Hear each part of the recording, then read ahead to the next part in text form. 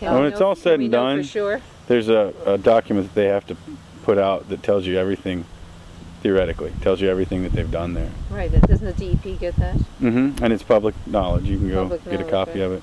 Well, I heard early on that they have to tell DEP exactly where they are under the ground with whatever GPS or what they're fracking. I mean, they have to submit really detailed plans, and that starts with the EPA. The way the EPA works is that, you know, if they leave it up to states to govern themselves, basically, and then if the EPA decides they're not, then they move in. But the EPA doesn't even have the Federal Clean Water Act that they can enforce with the company. So I would think, I mean, the state of Pennsylvania is my only hope right now. You know, and historically, PA has been pretty strict governing its water use, and because you know, it's some of the best trout streams in the country, maybe even the world, and it's, you know, what they always bragged about, at least. And I only moved here like '92, but you know, I've always heard that you got to get permits for everything if you want to use public water. Yeah. Who wants to use it anymore? It just kills me that they have started, you know, before DEP could even find out, to take the water from these little small streams around here. They have absolutely no conscience at all. I mean, it's just unbelievable. It's like, where do these people come from? Because there's regulations. I mean, I don't know if they're from Texas, and I've always, you know, you hear that Texas doesn't have, you know, your impression is that anything goes down there or something. And it basically is. They kind of look at their water usage laws a little bit different. It's kind of a first come, first serve. They look at it a little more utilitarian. Well, these guys need a ton of it, and it's going to help with, you know, it's going to provide jobs for this many people. So I'm sorry, little farmer, that there's no water left when it gets downstream to you. Kind of thing. And that flies out west, and you know, that's been the spirit out there, I guess, since we started moving that way.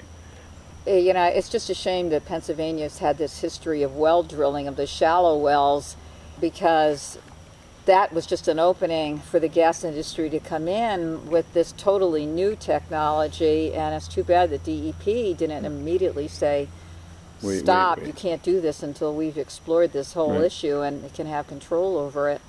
I suspect myself, because I've seen those little shallow wells, and I've talked to people that are like, yeah, they put this on my property and I have no problems with it. I get free gas off it, but it's not enough gas to even heat my house.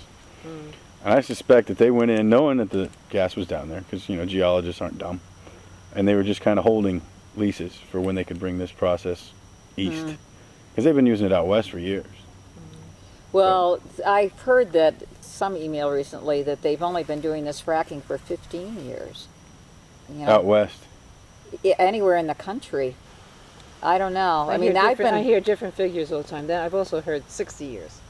Yeah. All kinds of crazy figures they come up with. Well, it was somebody from the industry, I think, or some geologist that said 15. I mean, this is something I have been, you and I and whatever, have all been concerned about trying to figure out exactly how long, because they're claiming they've been doing it for a long time. Well, anything they claim I never heard dubious. of fracking before.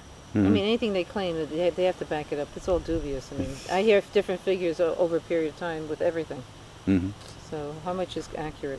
Right. How much is real? Another big one that you hear vastly different numbers on is how much water they're actually using and how much they're getting back out of the ground once they. Yeah, that's right. That's the one keep changing. Yeah. And I'm sure it varies on a well-to-well basis, you know, but still, they claim that they're taking this much out. Okay, well, if you're allowed to be off by 50%, you know what I mean? There's just a lot of question marks surrounding what's going on. Tremendous number. And I've been doing this all summer, and I just keep hearing these stories.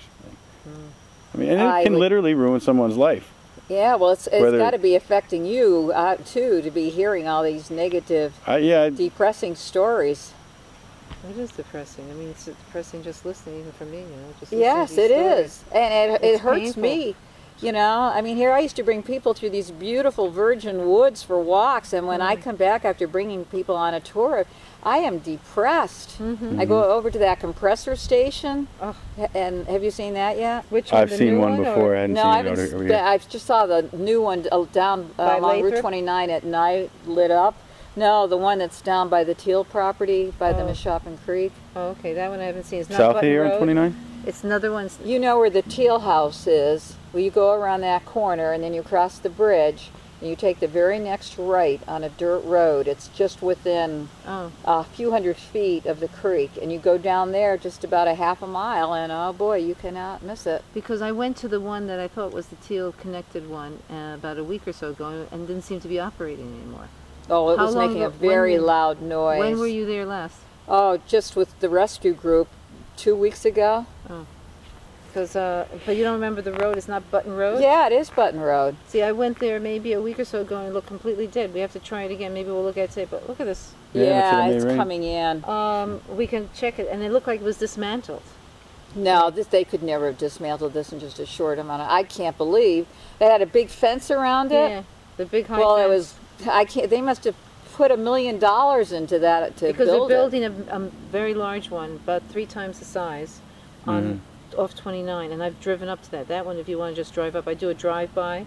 I go up, go look at it, take some pictures from the car, and if somebody wants to talk to us, they do. If not, I just then make a circle and come back out, and you get a good view of it. It's massive compared to the Button Road. God. Well, before we get rained on, is there anything else you'd want to say to anyone who was looking at our website and was listening to this interview? Some advice or anything you'd say to somebody that had questions about the whole process? It's definitely, I would not say to allow any wells on your property because the closer the wells are, the more likely you are going to have accidents and have your water contaminated. So, you know, I certainly would encourage anyone not to allow wells on their property. And if you can get a huge block of people to not even have leasing at all, then that is the safest thing to do. If you can get at least a square mile of people not to lease at all.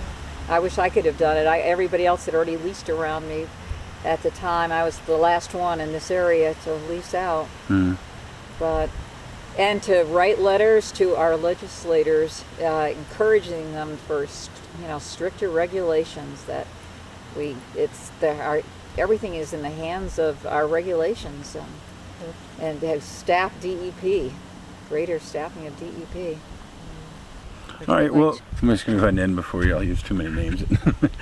Thank you. Oh, it was very nice to meet you, David. It was nice to meet you, too. And I wish you the best of luck with everything here. You seem very well informed. I appreciate it. I wasn't when I started this process. You know, I read a little bit, but I probably know more about, you know, the bad things that can happen with it because I've heard it firsthand and seen it and taken, photographed it than I do about the actual process and the geology of it. Oh, yeah, yeah.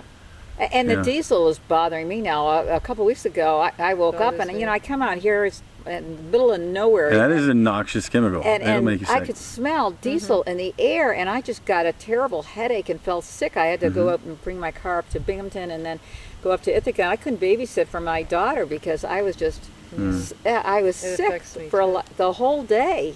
And I mean, they're not even that close to me, and I'm, they're going to be all over, up here, and I almost died a couple months ago. I saw some big trucks going in across the road, and I thought, oh my God, my neighbors across the road are having one right across the road from my property, and I didn't know it.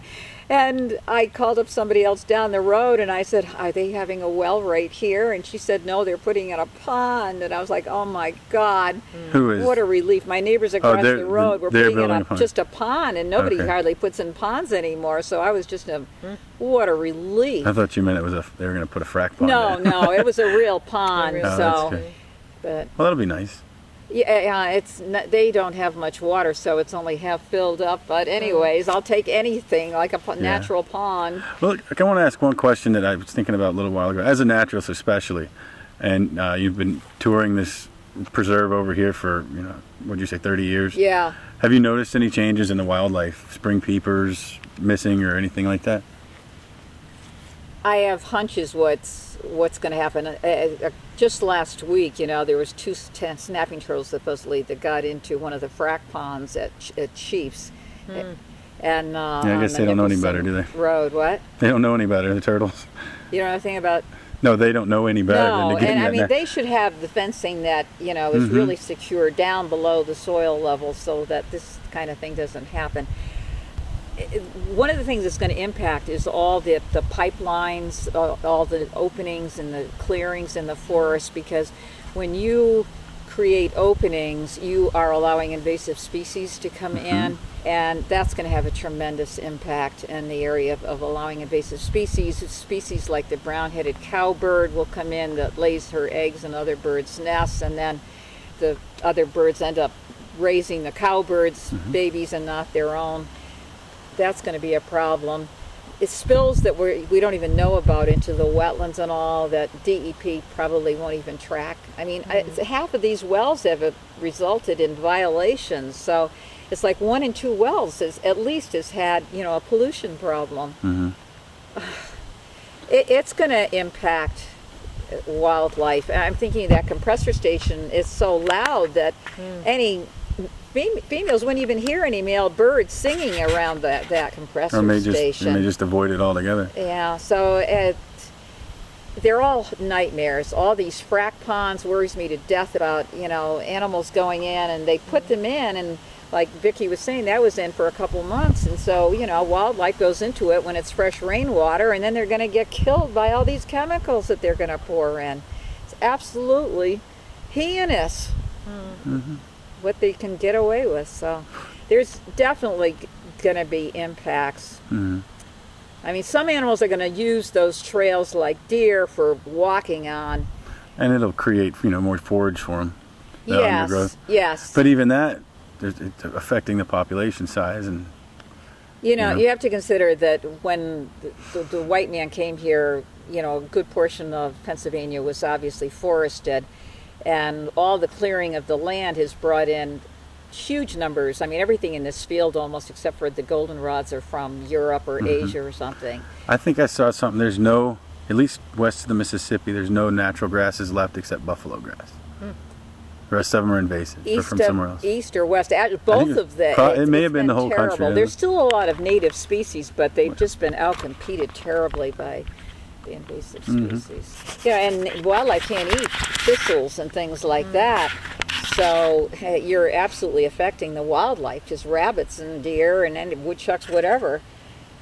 Prolific mammals can't eat that. Yeah.